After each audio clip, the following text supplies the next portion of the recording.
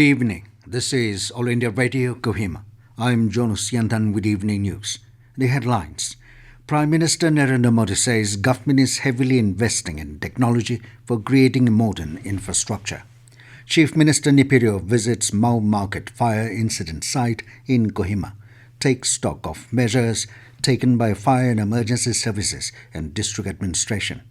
Nagaland reports over 85.90% voter turnout. And government prohibits mobile internet and data service of all service providers in the entire area of Kiphire district.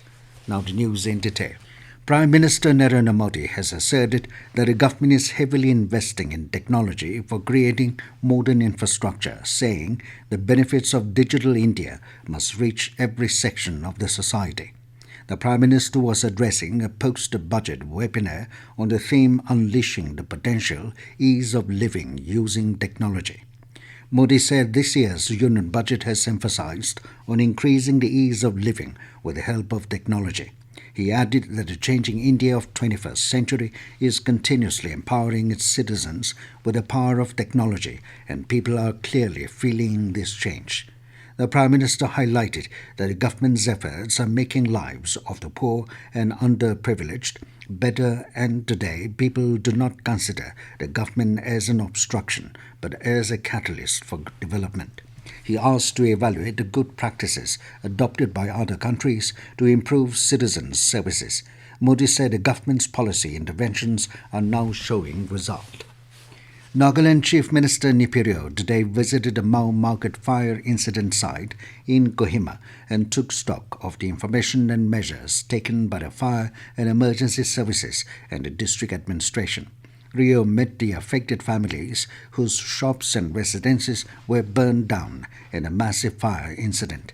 The Chief Minister provided 20 lakh rupees from Chief Minister Relief Fund as financial assistance to the affected families.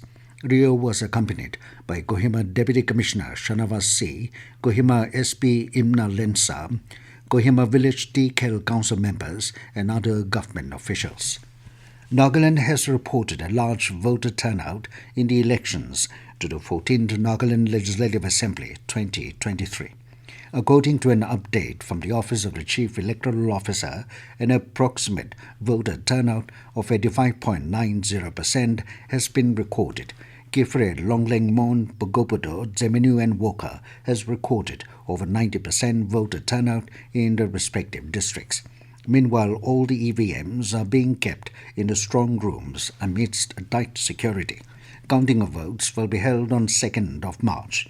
CEO V. Shashank Shekhar said that 3-tier security measures have been put in place to ensure the safety of the EVMs.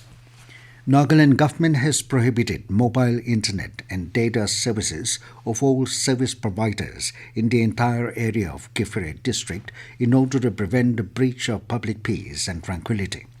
Nagaland Home Commissioner Abhijit Sinha in notifications today said the prohibition of mobile internet and data services will come into immediate effect and remain in effect till further order.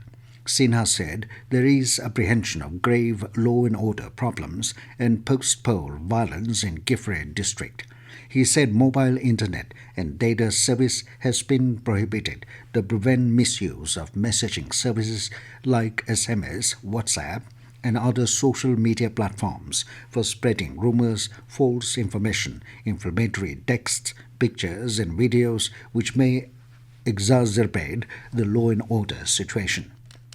Deputy Commissioner and District Election Officer Kohima, Shanavas C. has informed that a counting of votes for 6 assembly constituencies under Kohima district will be taken up on March 2 at DC Office Complex, Kohima.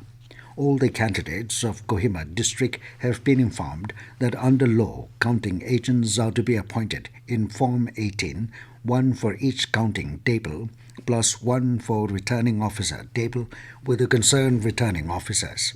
The DC said that 100-meter periphery around the counting center will be demarcated as a pedestrian zone and no vehicles shall be allowed. Only the candidate or his election agent and accounting agents appointed by him and other persons authorized by the Election Commission, district election officer, or returning officers will be allowed to cross the first cordon of security ring. This news comes to you from All India Radio, Kohima. You can also listen to this news bulletin on News On Air app and YouTube channel AIR News Kohima. Post-poll scrutiny of Form 17A and other documents for all the 4 assembly constituencies under Wokha district was conducted today. The scrutiny was conducted in the presence of general observer and various political parties. The objective for conducting post-poll scrutiny is to verify Form 17A and other documents whether the poll was conducted in a free, fair and peaceful manner and as per the guidelines of the Election Commission of India. Kohima Police has announced a traffic regulation in view of the counting of votes scheduled on March 2. Kohima Police PRO in a press said that there will be no entry and no parking zones at Pulpari Y Junction to DC office and First Assam Rifles Junction. Police said any obstructing vehicles found in these stretches will be towed away and towing charges will be borne by the vehicle owners.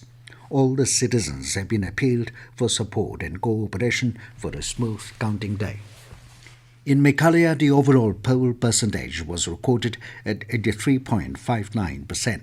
According to Meghalaya's CEO, this does not include postal ballot. The polling was held for 59 constituencies yesterday for the 60-seat assembly.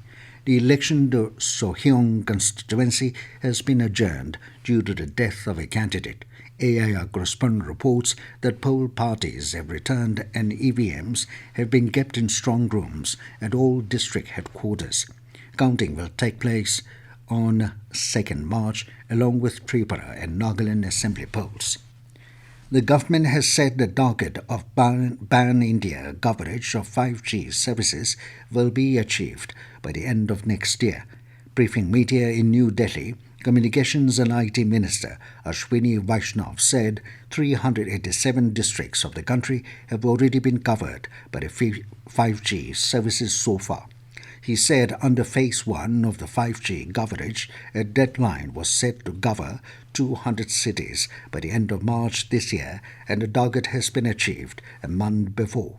He said India has emerged as the leading manufacturer and exporter of telecom equipments, and the mobile export is going to be $10 billion in the coming years.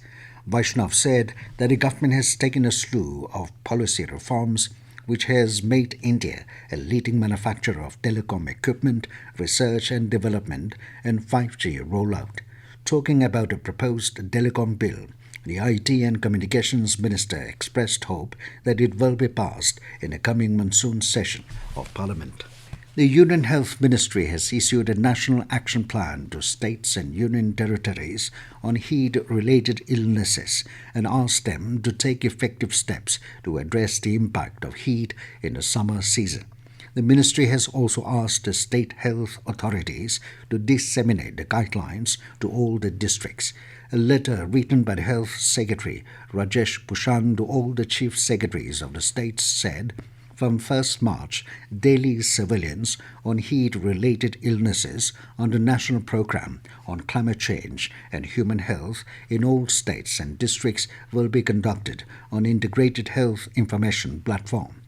The ministry said that the health departments of the state must continue efforts on sensitization and capacity building of medical officers, health staff, and grassroots level workers on health illnesses. And now to the news, here are main points again.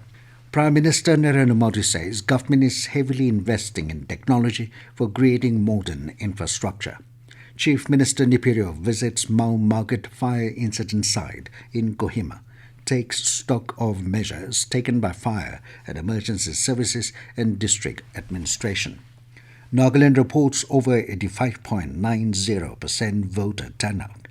And government prohibits mobile internet and data services of all service providers in the entire area of Kiphire district. That is all we have in this evening news bulletin. Good night.